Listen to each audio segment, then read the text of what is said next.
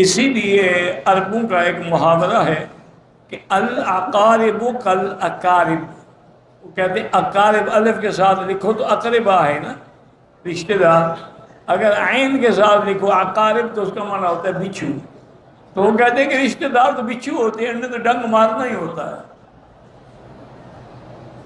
یہ تو اقارب جو ہیں اقارب ہوتے ہیں۔ میرے ہم استاد سے فوت ہو گئے، اللہ ان کا رحمت فرمائے، وہ ایسی بات ہوئی نا دیکھتے ہیں، میں نے کہا میرے رشتہ داروں نے بڑا تنگ کر رکھا ہے۔ انہوں نے کہا مکی صاحب رشتہ دار اچھے ہوتے تو حضور کے نہ ہوتے، آپ کیوں غم کرتے ہیں؟ آپ یہ غم نہ کیا کریں، ان کو کرنے نہیں تکلیف دیتے۔ رشتہ دار انہوں نے کہا اگر کسی کے اچھے ہوتے تو پھر میرے مدنی سے زیادہ کس کے اچھے ہو سکتے؟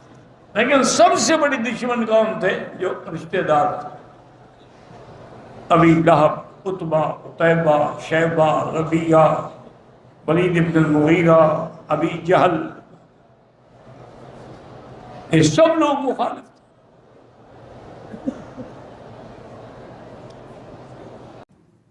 اگر بہن بھائی کے علاوہ، یہ بچی نے پوچھا تھا رحم کے رشتے اور کون کون سے ہیں جن سے قطع تعلق کرنے سے انسان گناہگار ہوتا ہے؟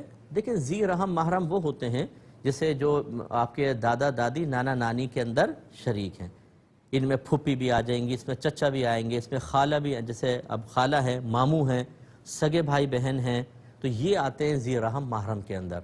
تو ان سے تو ضرور تعلق رکھنا چاہیے۔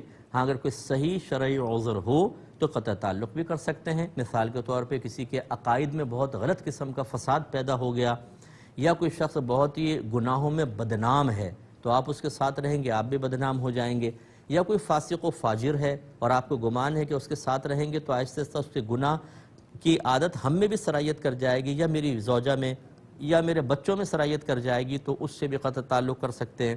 ایسی بات شرری قسم کے ہوتے ہیں جو آپ کی خوشی نہیں دیکھ سکتے، وہ لڑواتے ہیں، چغلیاں کرتے ہیں، غیبت، بعض جادو ٹونے میں بڑے تیز اور ماہر اور معروف ہوتے ہیں۔